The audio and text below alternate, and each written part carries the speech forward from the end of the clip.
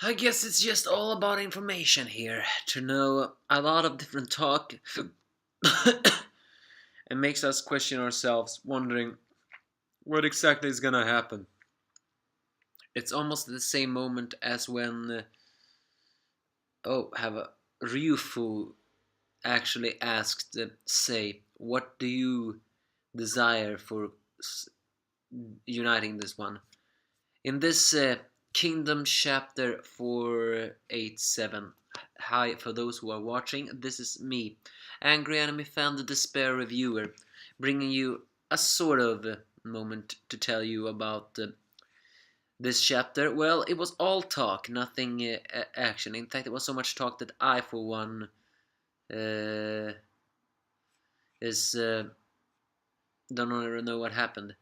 It turns out that Shohei Kun or Shobun-kun, was that his name? The old man is panicking all over the place for this thing, and so King of Kin and Sei are having a meeting. The King of Ki still has the snake mouth stuck out from his tongue. I still don't know why. So he asked Shu. Uh,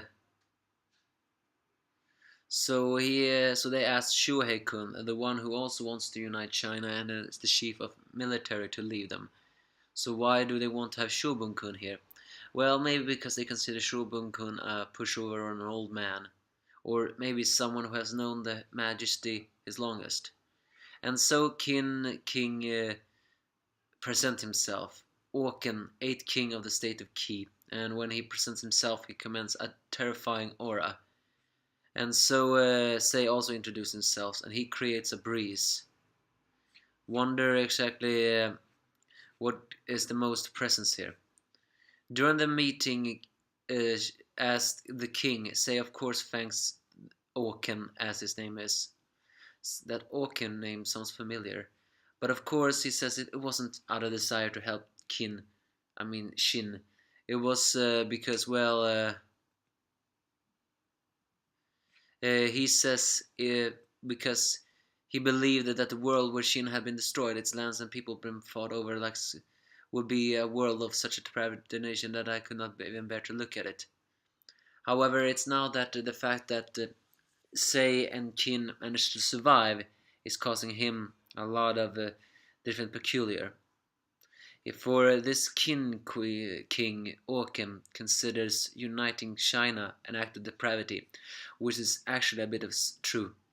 So he actually came here uh, to hear that answer.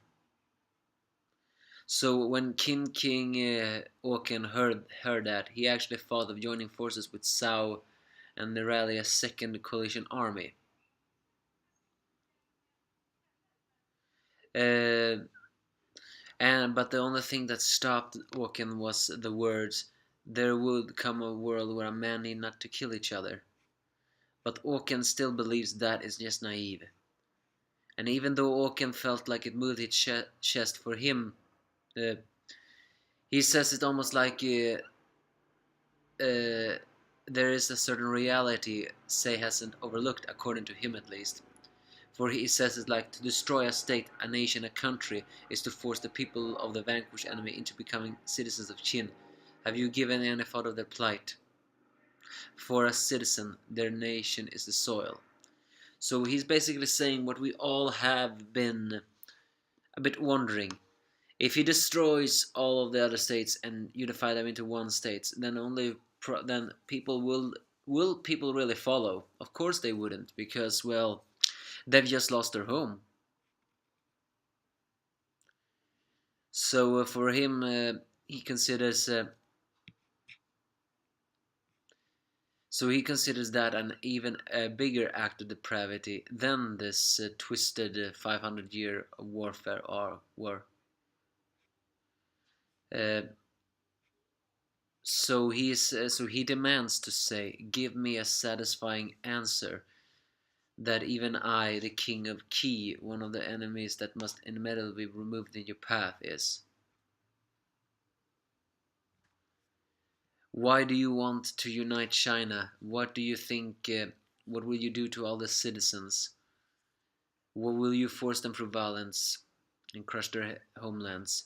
So Ouken, despite being a little bit of a man who seems to be very twisted, especially with that snake mouth in his hand, where I'm beginning to wonder, is that a teeth or is it a tongue?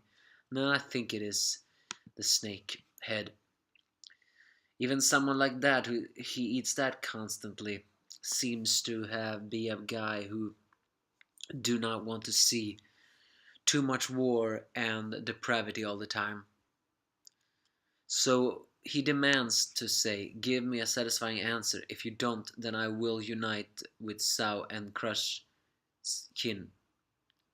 But Shin no say with a calm answer says, if it's an answer you seek, then I have it.